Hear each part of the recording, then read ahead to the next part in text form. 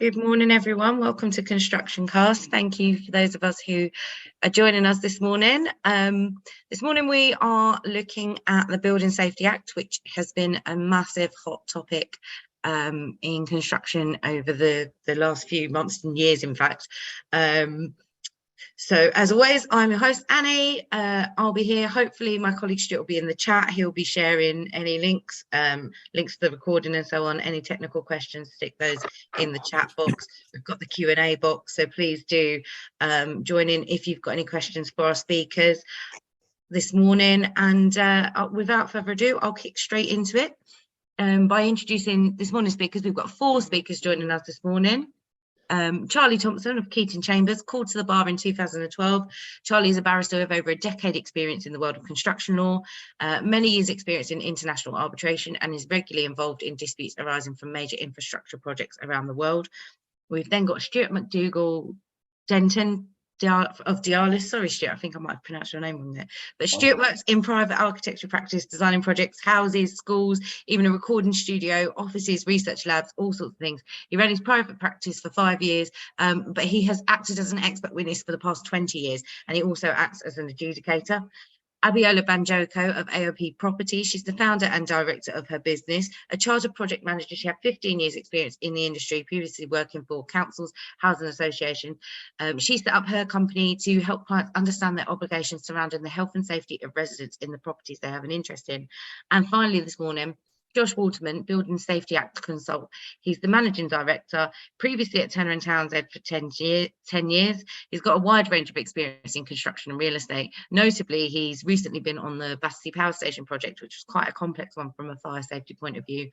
Josh now, in his new consultancy, helps guide clients through the Building Safety Act, so he should be a great addition to our panel this morning. We'll jump straight in with our first question. We'll start with you, Charlie. The Act itself is over 250 pages long, so we obviously don't have the time to cover the whole thing, but what are the key highlights? Yeah, morning, everybody. So I think there are 5 key highlights. The first is the amendments to the duties under the Defective Premises Act, and we'll come on, I think, to talk about that a bit later in a bit more detail. The second is the introduction of remediation orders and remediation contribution orders. Remediation orders being claims by leaseholders or other interested parties for an order against developers or landlords to remediate effectively fire or structural safety defects in their building. And remediation contribution orders, which are again claims for an order by leaseholders or other interested parties for contributions from certain parties to the money required to remediate fire and other structural safety defects in their buildings. Then the third highlight, I think, is the liability for construction products that's been brought in, effectively in relation to defective or misleadingly advertised construction products that get applied to your building. There are claims by people with legal or equitable interests in the building against those who've applied the construction products to that building. And then the fourth is Section 38 of the Building Act 1984. Now, this actually doesn't come into force as a result of the Building Safety Act, but it's come in as part of the changes that were announced by the government back in April and June. This isn't in force yet, but in effect, it will impose liability on those who are carrying out works for breach of the building regulations. And then, of course, the fifth and the final one, and I think the one that it seems most people are interested in because of the new changes it's brought into the law generally, are building liability orders, whereby, in effect, one can make a claim that one body corporate's liability for breaches of duty under the Defective Premises Act or breaches of other duty giving rise to building safety risks should be seen as the liability of another associated body corporate, where that body corporate controls the entity that actually carried out the work. So those are your 5 key points, so far as I'm concerned. Thanks, Charlie. Josh, what does this mean in practical terms? Things like, when does it come into force? What buildings does it apply to, and how should the construction industry start to prepare? Yeah, I'll start with what buildings does it apply to, because obviously there's lots of chatter in the industry at the moment about exactly what it applies to, and I think there's a bit of a misconception that it's high-rise buildings only. Now the Act's got multiple facets to it, and one section of it is high-rise and higher risk buildings, and there's a definition in there which describes that. But I think the most important thing to say is that there is new obligations or enhanced obligations on all clients and owners, basically. So all clients and building owners will have, they'll be required, for example, to make sure that they're appointing competent persons. They'll be required to sign a declaration to say that they're appointing competent people. So I mean, it's really important to spell out that this isn't just high-rise buildings. I think there's a lot of people out there, a lot of developers out there thinking, it's fine, doesn't apply to me. I don't need to worry about any of the changes coming in. And I was at a conference yesterday with a member of the Department of Levelling Up speaking, and that was the first thing they said. They made it very clear, don't think that this isn't going to affect you. And it's not just clients, it's designers, it's the industry as a whole, manufacturers. Again, I was sat next to a cladding manufacturer yesterday, extremely worried about what's coming in. Again, Construction Products Association, we're talking, it is going to affect everyone. So in terms of the buildings that it applies to, it does apply to all buildings, but then it does go on to talk about higher risk buildings, which are defined as either above 18 metres or over 7 stories high with 2 residential units in them. And they're the ones that it's really going to hit hard. And there's basically in terms of the timelines, there's a series of gateways which come in through the Building Safety Act, starting with Gateway 1, which has already come in place. So that was introduced in November 2022, which is around planning. And so, for example, there's enhanced documents, there's enhanced information like your accountable persons and your duty holders need to be given before you can even, as part of your planning application effectively. And then on the flip side of that, the Building Safety Regulator effectively taking over building control responsibilities, and it's a very different process that you'll then go through. It's an enhanced level of scrutiny on your planning application. Then you've got Gateway 2, which is effectively the implementing the Act into construction, so before construction. So again, they'll be expecting to see details of your competent principal contractor, your principal designer. I mean, to be honest, these are things that the industry should have been doing anyway. All it's doing is bringing in regulations to make sure we do it properly. And I think, again, at the conference I was at yesterday, there was very much the industry were coming at it from it's going to be loads of additional work. But effectively, all you're asking them to do is to make sure we're doing things properly and building things safely. So it's a bit of a strange one. And I think it's probably a change thing with the industry and getting people used to it's another change. It's like CDM 2015. It's another change coming into the industry. And then the final gateway is before occupation. And again, in the Act for high-rise or high-risk buildings, it's very clear that without a building assessment certificate, without having registered your building with the HSE, the HSE's building safety regulator, you won't be able to occupy. So it's a hard stop there on occupation. So that's a massive change certainly for developers and clients, managing agents. And I suppose the other timeline that should be named in that is April 2023 is when the registration for buildings with the building safety regulators expected to open. The building safety regulators expected to launch next week.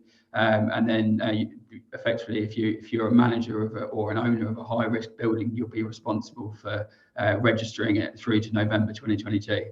In terms of preparation, I think, again, the government have been quite clear, the industry has been quite clear, is that it's the industry's responsibility to get ready, understand their duties, and grab hold of what's going to happen and how the Building Safety Act is going to affect the industry. So I think really just understand your duties. That's what you've got to do. Thank you, Josh. Charlie, the Act brings in some new roles, responsibilities, and important legal liabilities. Who do these apply to? Yeah, so Josh has just given a very good summary of the full scope of the changes brought in. So you've got stuff that Josh was talking about, right from construction through to occupation and the management of the building. And then the stuff that tends to come across my desk a bit more is what actually happens when there's a claim in respect of a breach of duty giving rise to fire or structural safety risks. And broadly speaking, taking the 5 sort of highlights that I gave earlier, the remediation orders and the remediation contribution orders, if you like, the leasehold side of things, they apply to really anyone who owns, manages or developed a building above 11 meters or with more than 5 stories. But there are certain exceptions to that. And as Josh says, you've got to be careful with the Act, because each of its different parts applies to slightly different types of buildings. So make sure you're looking at that before you make a decision about whether it applies to you. And then otherwise, really, just sort of by way of summary, the thrust of the Act is to impose obligations on people who are carrying out work at buildings where there are more than one flat, really, where there are dwellings in which people will live. And the new obligations are really aimed at making sure that those people who are carrying out the work do so in accordance with building regulations, and so that the dwellings, when completed, are fit for habitation. And I kind of 2 big points on that. The new amendments in respect of the Defective Premises Act now extend the duty to carry out work in a professional or workmanlike manner to those who are carrying out work in relation to part of a building. Now, this is prospective only. So previously it applied only in relation to work carried out for or in connection with the provision of a dwelling, not work carried out just in relation to part of a building in which dwellings are contained, as now.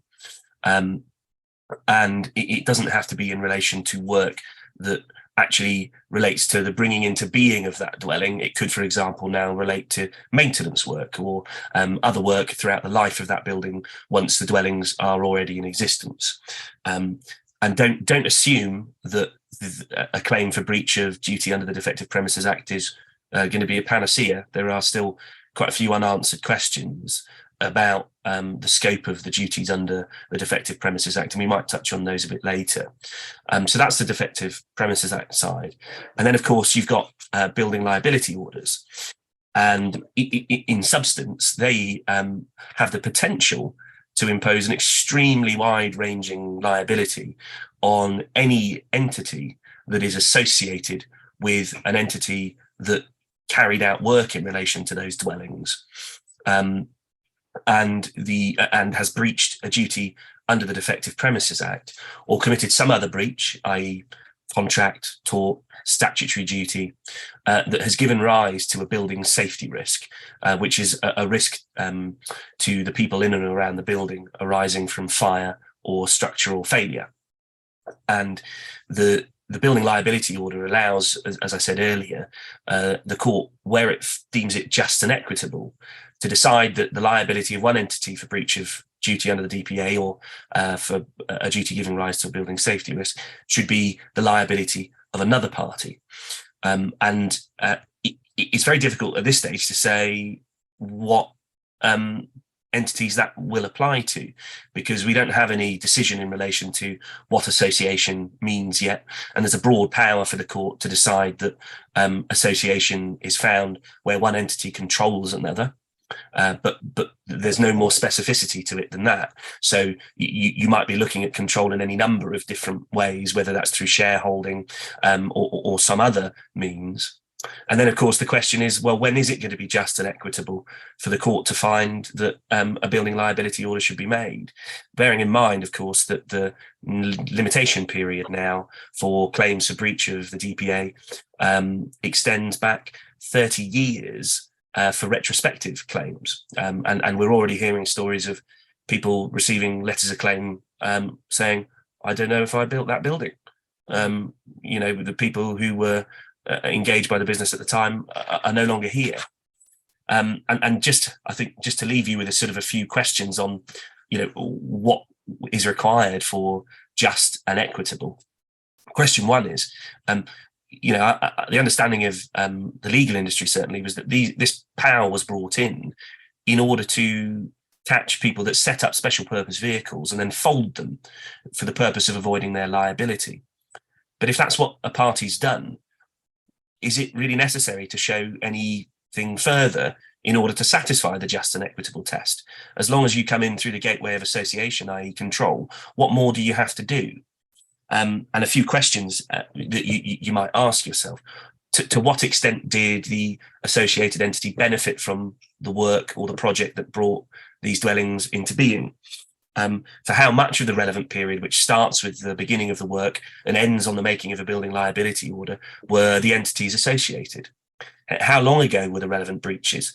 Does the associated entity actually have any means of defending itself by reference to documents that still exist? If it's 30 years ago, all those documents might have gone, and you might now not be able to run a defence based on instructions that would otherwise apply under the DPA. What are the nature of the defects? What's the quantum? Are there any other parties that you can go against? What's the insurance position? Is there actually an insolvency issue? These are all the sorts of factors we anticipate the court will want to take into account. But at this stage, it's still very uncertain, the scope and breadth of this power, which has the potential, and I put it no higher than that, to be really quite unfair. Thanks, Charlie. And we'll come on to what you can do if you find yourself in that position a little bit later on. Abiola, I'd like to bring you in kind of from a practical perspective. You're working on projects at the moment. What is really happening on the ground? Is the construction industry ready to make these changes? And do we think the timescale is realistic? So in terms of what's happening on the ground, obviously most of your participants, or not most of them, but a few of them would have been or are in housing associations, councils, and where they've identified blocks that have had Grenfell-style cladding. And if the reports are to be believed in terms of news, that 95% of them have actually been remediated. So it's a case of that type of thing is happening. I've worked on many schemes where we've done that and done it successfully. Many EWS1 forms, I know no one has touched on this, but have been issued. But then there are some lenders that are requiring them still. Again, I refer to newspaper articles and the like that whilst yes, some have been issued, and there are some lenders that are willing to lend on properties that in fact can demonstrate that they have a remediation program in place. So that's what's happening on the ground typically with regards to where we are in terms of building safety. In my opinion, is the industry ready to make these changes? Do we have a choice? That's the question you should be asking. Ultimately, this is all about the safety of leaseholders or people that have vested interest in these dwellings, in these high-rise or high-rise blocks or blocks typically over 11 metres. I know we touched on 18 metres. So it's a case of we have to do it irrespective of whether or not the industry is ready to make these changes. Do we think the timescales are realistic? So many of the participants on this call may have seen the transition programme that had been bandied about a few months prior, over a year ago. We've done a lot of things in terms of putting things in place, i.e. there's been a discussion around the regulator, we have the fire safety order, the changes that were made in January. So we are doing things. The timescale and the program was quite ambitious, but I think the industry has to get ready, irrespective of whether or not they think that they can do. So yeah, that's where I see things going currently. Thanks, Abiola.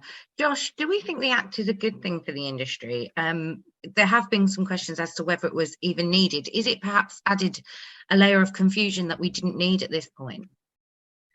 I'll start personally, and from having been involved in some major projects in London over the last couple of years, I would say yes.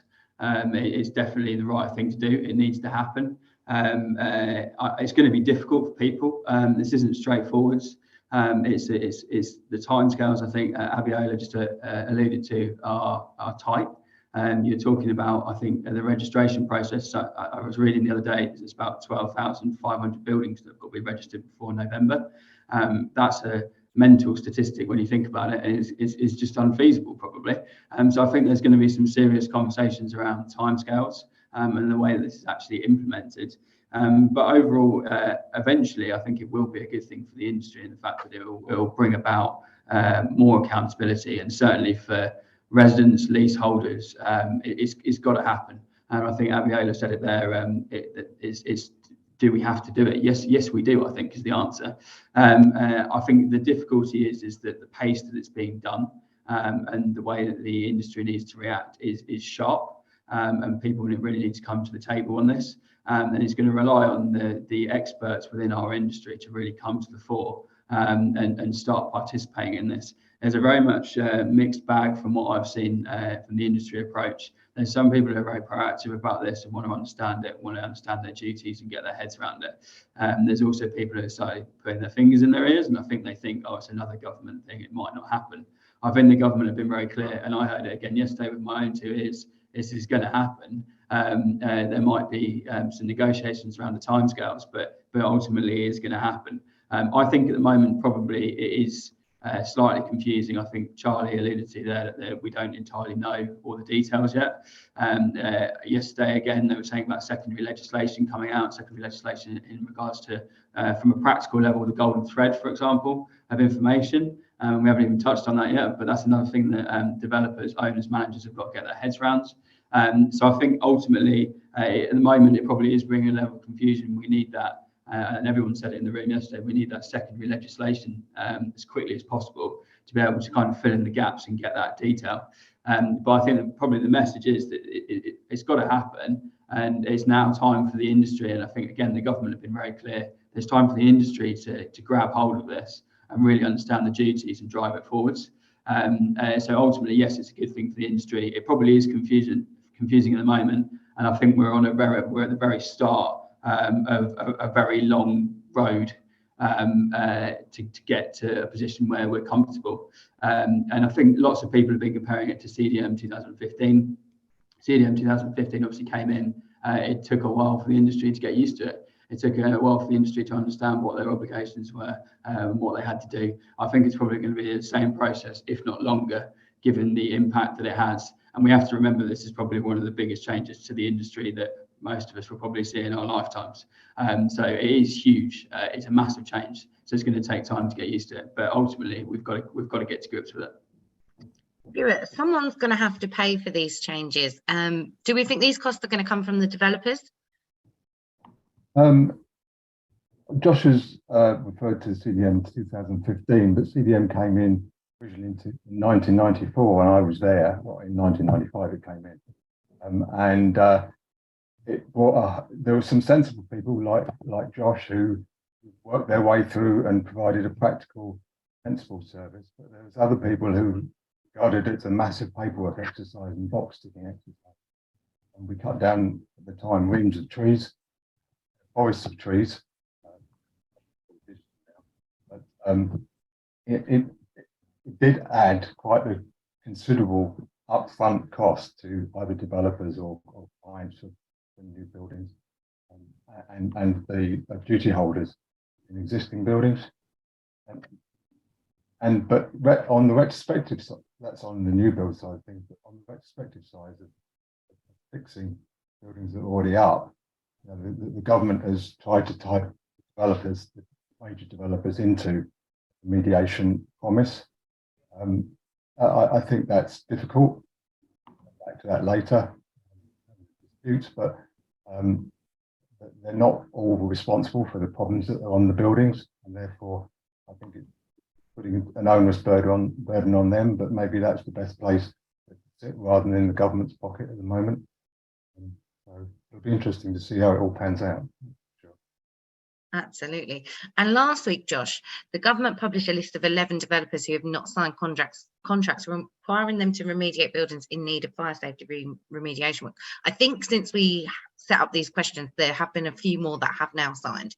But, some of these are big names. The government is threatening consequences against those who do not sign.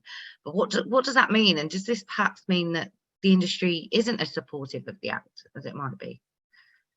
Yeah, so I think it's 11. 11 last week. I think there's been 3 or 4 more sort of since we spoke last week. So yeah, the industry are signing up to these contracts. I think literally yesterday, obviously they were debating building safety again in Parliament, and there was a conversation about, I think they're introducing the recovery strategy unit, they're calling it, which I think they're targeting basically 19 developers, contractors who are saying that they need to fix cladding remediation issues, and haven't signed contracts yet. Some of them have now signed contracts, so I'm interested to see how they approach that. But it's quite clear from the government that they're going to chase these people, and they're going to bring consequences against them. Now, to what the consequences will be, I don't think we really know yet. However, the Act obviously talks massively around criminal offences, so you'd expect that it potentially will go along those lines. So they are taking this extremely serious. And I have to say, I think from what I've seen from speaking to people in the Department of Levelling Up and at ABC yesterday, it is really good to see people really taking this seriously, and there's a real passion behind it of, we're going to introduce this, and you need to get with it. Now, from the industry's point of view, I think I alluded to it in the last question. I think it's a bit of a mixed bag at the moment. I think there's a mixed bag of approaches, and I think part of that is down to understanding as well. I think like I said, we're only just getting into the beginning of people understanding what the Act actually does, how far-reaching it is, and the impact that it has on the industry. And again, really, now is the time. I outlaid the timescales. Planning's already here. It's in play, and I know of developers and people I've been speaking to who have already been tripped up by planning, and they've realised, actually, I now need to do more stuff to be able to get my development through planning. And now I know of people who put developments on hold because they want to understand how the implications are going to impact what they're going to have to do to make an appraisal work on a development, for example. So it is really starting to bite now.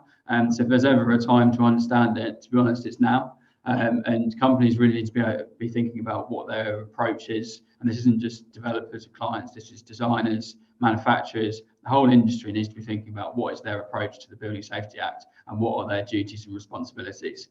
So yeah, the industry's got to get hold of it, basically. Absolutely.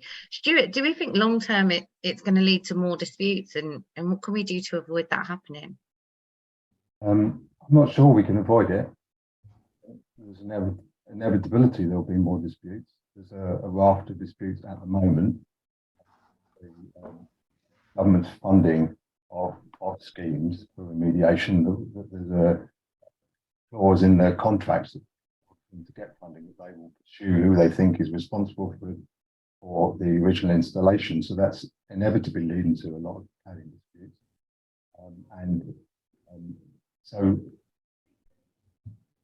that won't change. Maybe the funding route will change because of the legislation that we just mentioned about the developers signing up to, the major developers signing up to remediate buildings.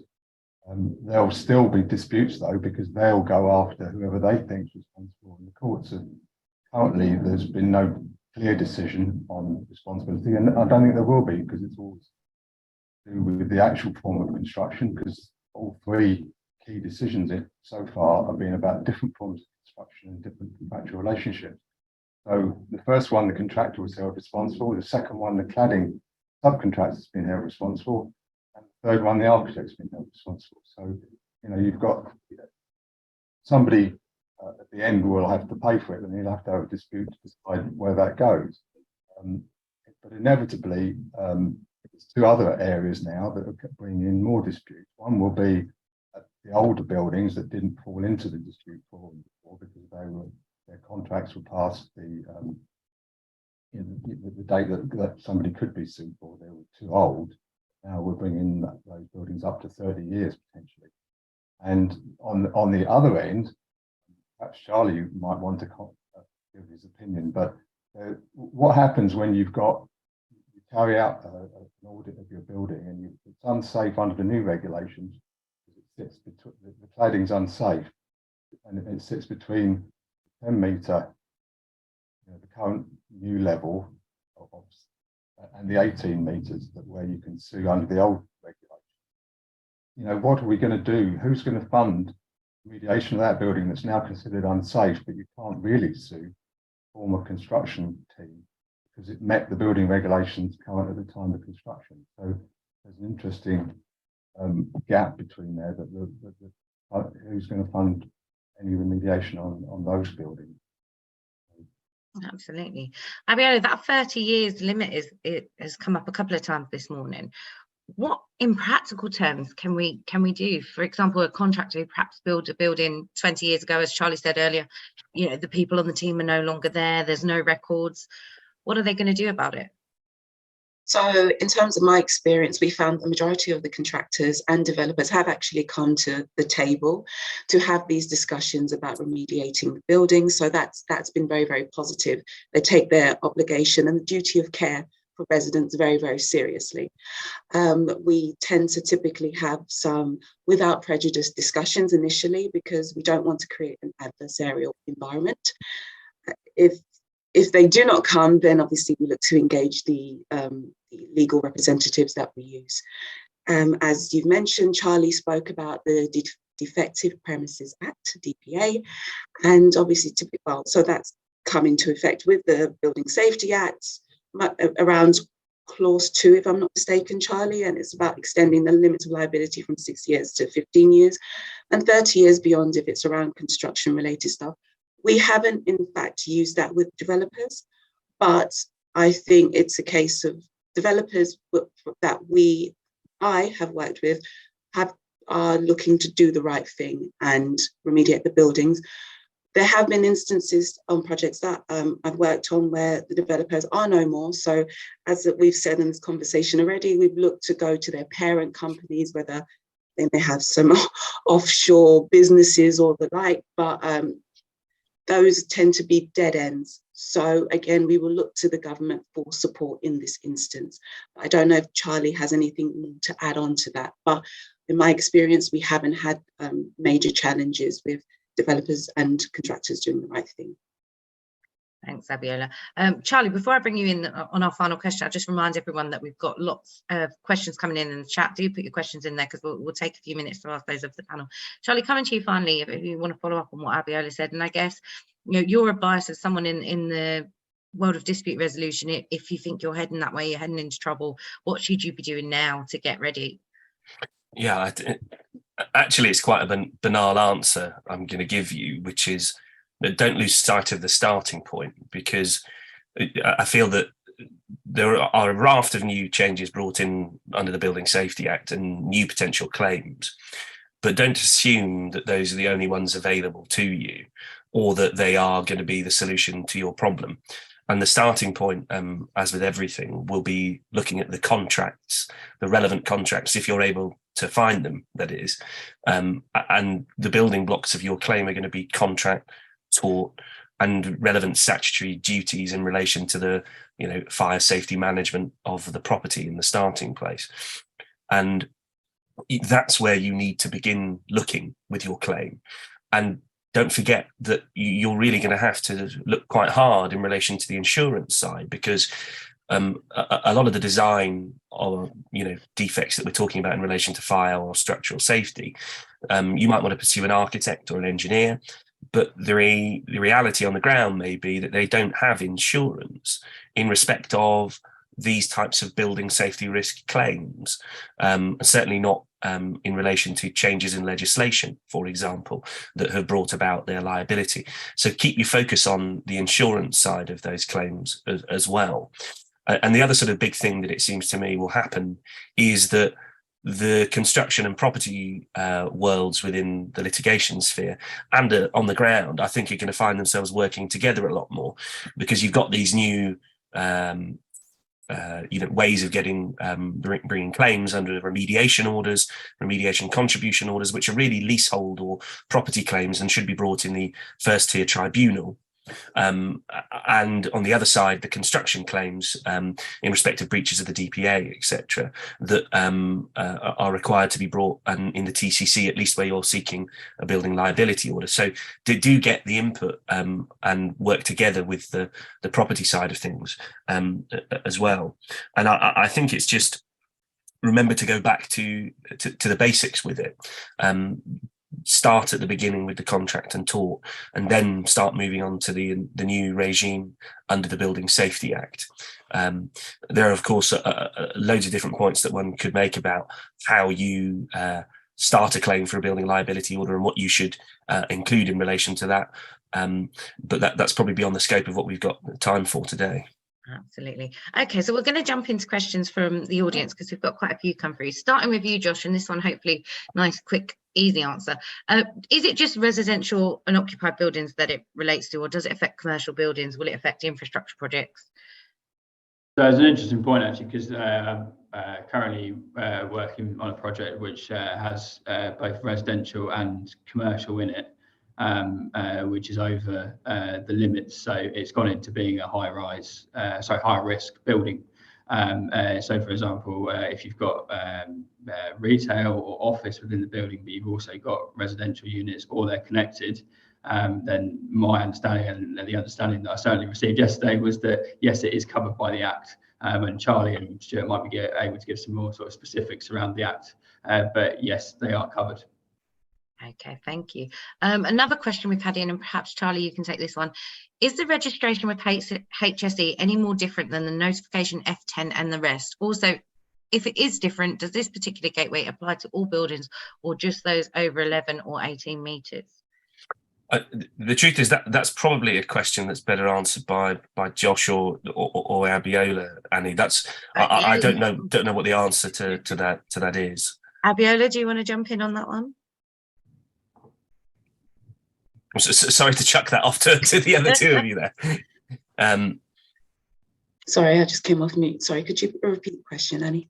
Is the registration with HSE any different to the notification F10 and the rest? If it is different, how does this particular gateway apply to all buildings or just those over 11 metres or 18 metres? Not from my understanding, but I haven't had to apply to the HSE as yet. I know that it's supposed to be, or the building safety regulator is supposed to sort of take over, Josh, correct me if I'm wrong, but take over that sort of role in terms of governing and regulation. But right now I haven't applied to the HSE. Yeah, it's an interesting point actually, because obviously you've got your CDM obligations and you've got principal designer obligations and principal contractor obligations under CDM, and then there's other obligations that now come in under the Building Safety Act. Now I think, and it was one of the things that's been highlighted to me, is that there is some confusion between the two roles.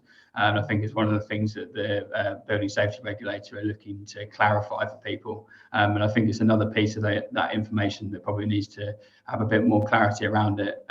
But my understanding is that the roles are slightly separate. However, there is a suggestion that there is some overlap. So that's where the clarity needs to come, is to how the two roles interact. But they are basically, you do your obligations under CDM and you've got your obligations under the Building Safety Act. Real. What about how the Act applies to the different regions of the UK? So particularly this question is about Northern Ireland. Does anyone in the panel have any knowledge on how the Act might apply in Northern Ireland? Or is that one we're going to have to pass on to a Northern Irish lawyer? I don't know the answer to how it will apply in Northern Ireland. I think there is provision made for individual regulations to be made there, but I'd need to go away and check that. Yeah, so we'll maybe come back on that one. I was going to say there's certainly throughout the Act, there's I think Wales is covered within the Act. Yeah, I'm not sure about Northern Ireland. Same as Charlie. Stuart, the question that's come up here says it seemed to be a hot topic at MIPIM last week, but I think I've seen it in the press as well. The requirement for 2 staircases on all new builds. How workable do you think this requirement is, and do you think there's going to be huge implications for those who cannot apply? It only applies to new buildings, so it's just something that we will have to deal with in terms of putting client will have to accept they've got to have a second staircase in their building. It's not uncommon for new buildings to have 2 residential towers, particularly those over 18 metres, historically over 18 metres. I don't think it's a difficult compliance. It just adds a little bit more floor area to each floor for the place for the staircase and access to it. What about, Charlie, you mentioned we might expect some secondary legislation. Is there anything particular that we should be looking out for that we expect might change? I suppose two things that we've been promised. One is some guidance from the Judicial College on how building liability orders will be managed. As yet, I'm not aware that any has been provided. And the second is a commencement order bringing into force the Section 38 of the Building Act 1984. Amendments have already been made to the Limitation Act in respect of being able to bring claims and the relevant limitation period for them, but nothing as yet has come into play to bring that into force. And obviously you'll note that it's Section 38 of the Building Act 1984. So we've been waiting since that date for this to come into force. Nothing happened, and then it looked like it was going to come into force along with the Building Safety Act, but still not, and it's not clear why. And what about questions that are currently under construction that perhaps are going to be completed between April and October in that registration period? What are the requirements there? What was the question? Sorry, what are the requirements as to the timing and registration of higher risk buildings that are under construction at the moment, so they're perhaps due to be completed between that April and October deadline? Well, they'll still need to register. So they'll still need to register with the building safety regulator. So within the April to November timeline. So yeah, they'll still be expected to register. They'll still be expected to provide the same level of enhanced information, such as safety case reports, assessments on buildings. Managers and owners will be required to do assessments of their buildings to demonstrate basically to the building safety regulator through that process that they're being managed safely. Fire spread risk is being managed and structural risks are being managed. So it will fall into the registration of the BSR.